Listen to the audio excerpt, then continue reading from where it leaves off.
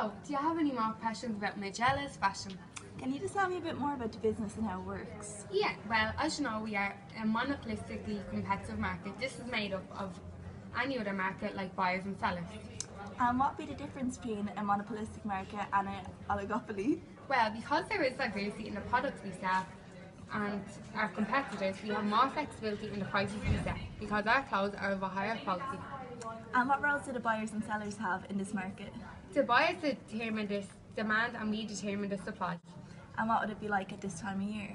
Well, as you may have noticed, we have a lot of winter jackets. As winter arrives, the demand for winter jackets goes up and the supply of jackets will go up too. And how does that affect the price of winter jackets during winter and, say, summer clothes coming into winter? Well, the demand for winter clothes goes up in winter and the demand for summer clothes will go down in winter. With winter clothes, we either raise the price or keep it the same. Depending on the demand for the product, the customers will either be willing to pay more or else they will just go and buy the jacket somewhere else. As you may have noticed, we usually have a sale at the end of the season. This is to get rid of the summer clothes because there is little demand as it comes into winter. And during the sale, the demand for clothes is greater. So what you're saying is, even though the demand for a jacket may be large, if we increase the price too much, there's a chance that a customer might decide to go to a different store where they'll get it cheaper and there's only a certain price that they'll be willing to pay in our store. Yeah. Well, if we look at this very basic demand curve, you can see the relationship between the price of a good and the quantity demanded. As the price goes up, the quantity demanded will go down, and any potential customers we could lose because of this. So, other than price, what else influences the demand? Well, there's a few other things that influence demand, particularly in our company. Taste and fashion obviously have a major role in influence our demand. So does that mean if, say, a celebrity was seen wearing a particular item, that item would become more popular? Yeah, of course it does. Like, considering last week Kim Kardashian was seen wearing a leather skirt, and ever since the leather skirts have been flying off the shelves here. So would advertising influence demand? Yeah, well, we have a new ad that pops up on Facebook, and we get a lot of customers asking about the products from the ads. We also notice that people's incomes affect our demand because coming up to Christmas and people get bonuses, they tend to demand more from our store. If they expect that a sale is coming up, then they won't buy more at the moment. They'll wait for their sale. This causes a shift in the demand curve that I've showed you. It shifts inwards when there's a decrease in demand and it shifts outwards when there is an increase in demand. So how do you know when you've met the perfect balance? Well, the equilibrium is when the quantity demanded equals the same as the quantity supplied.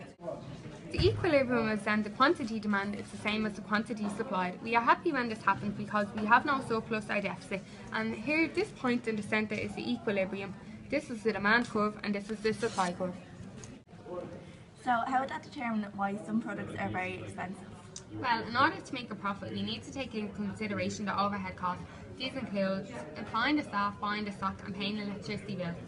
So we'll need to sell our stock at a certain price to cover the costs and please our customers too.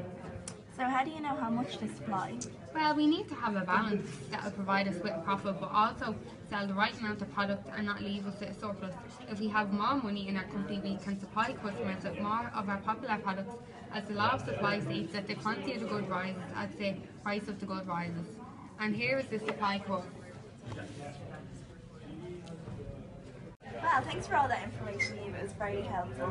You're very welcome. We're always happy to help at Magella's Fashion. In today's class, we're going to learn about the price elasticity of demand and the price elasticity of supply. So, within supply and demand, we have the concept of elasticity. This is the responsiveness of the quantity demanded of a certain good to a change in price. I'm not sure I really understand. Well, customers generally buy more of a good for a number of reasons. When their income is high, the cost of the good is low, when substitution prices are higher, and also when the price of complements are lower.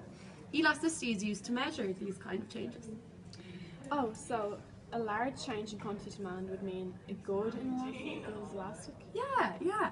Therefore, if quantity demanded is reluctant to move, it is inelastic.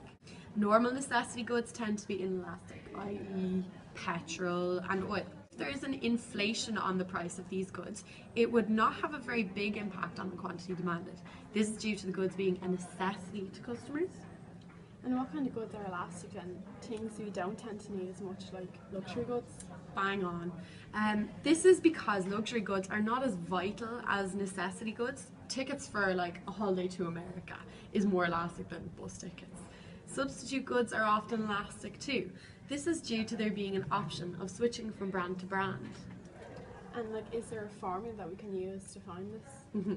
Yeah, it's percentage of change in quantity demanded divided by percentage and change in price. The price elasticity of demand is important when it comes to dealing with your graph. It determines whether the curve is steep or flat.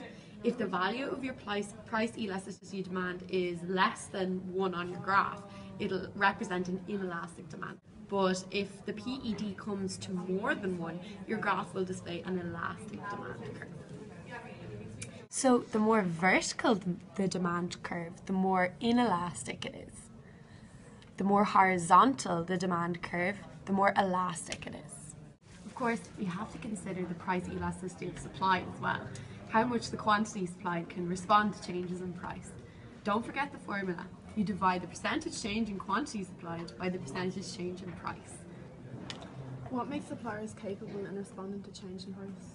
Well, like the elasticity of demand, loads of factors determine that capability.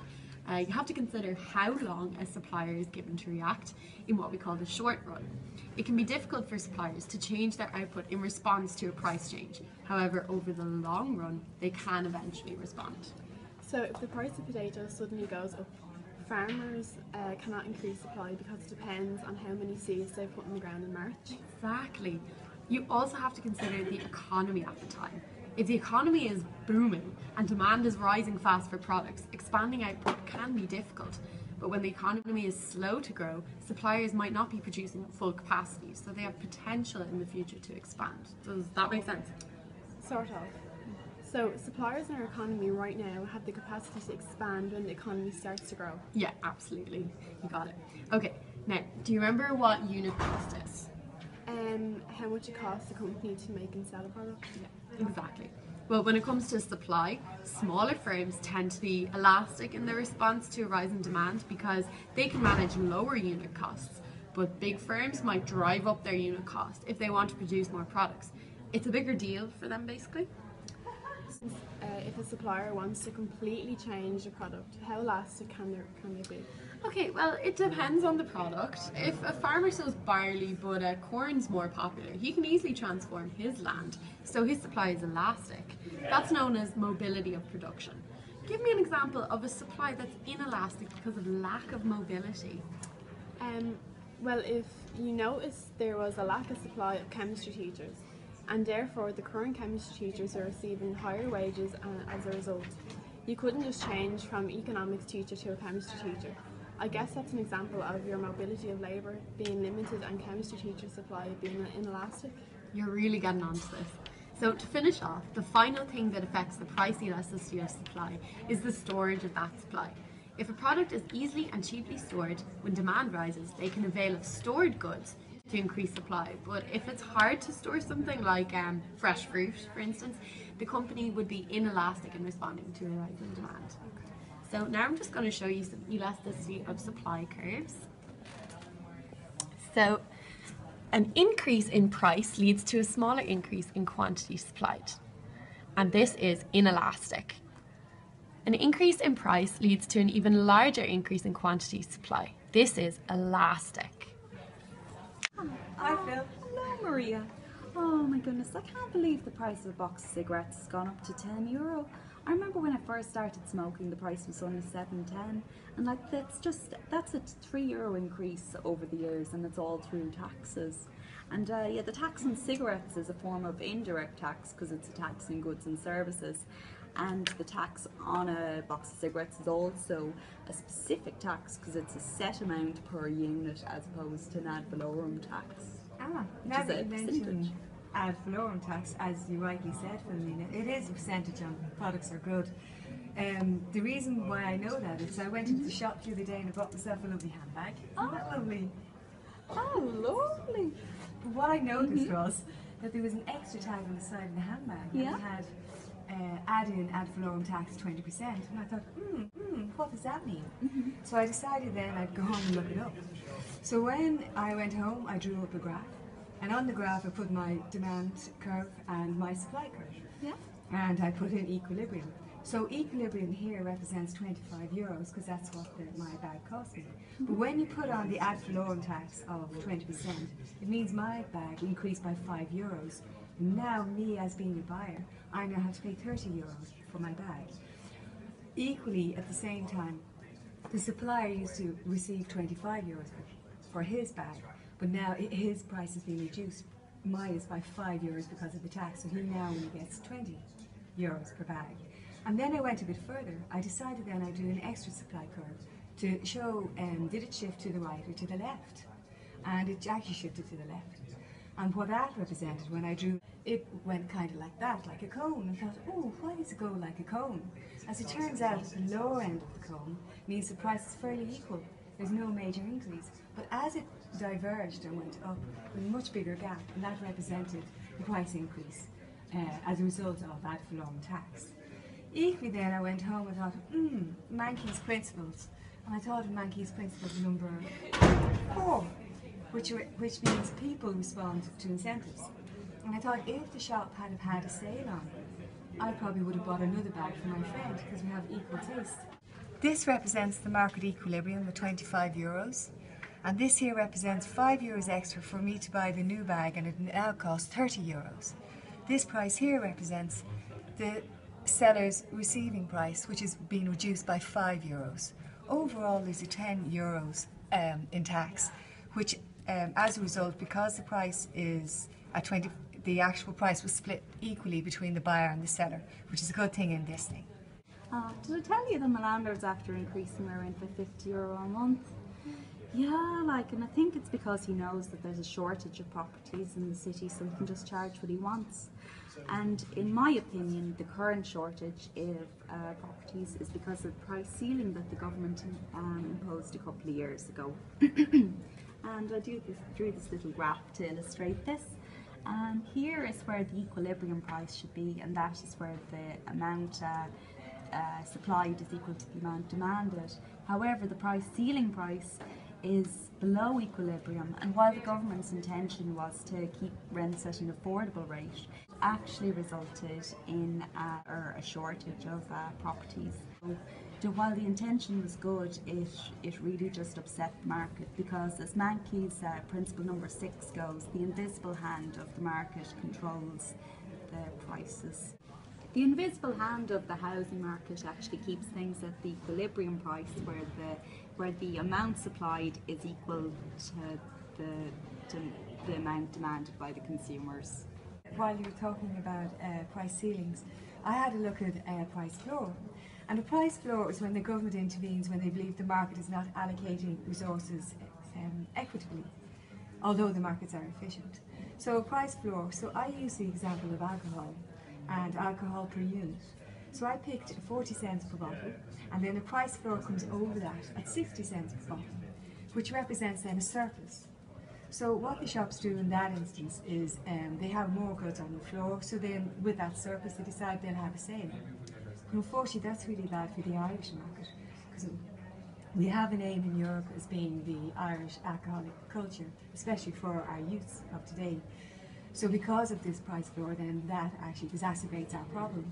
In other words, the student or the younger person can go in and buy alcohol at a cheaper price, which is really a bad influence for us in our Irish society. Just to say that the price floor in this instance is binding. At least it's not financial doom and gloom for me at the moment. I'm after getting a new bike on the Cycle to Work scheme, where the government subsidises the price of bikes as an incentive to get people to cycle to work rather than drive or take a bus. As Mankey's fourth principle goes, people respond to incentives. This graph here illustrating how government subsidies work. If you see here, this is the original supply, and when the government stepped in and reduced the cost of the bikes, the supply moved to the right. So there's now a new supply thanks to the subsidy, And yes, this lowers the price for the consumers, but the government will also step in with the subsidy to help out the business so that they're not making a loss. And governments use subsidies if they feel that a product is underused or if they want to increase consumer activity with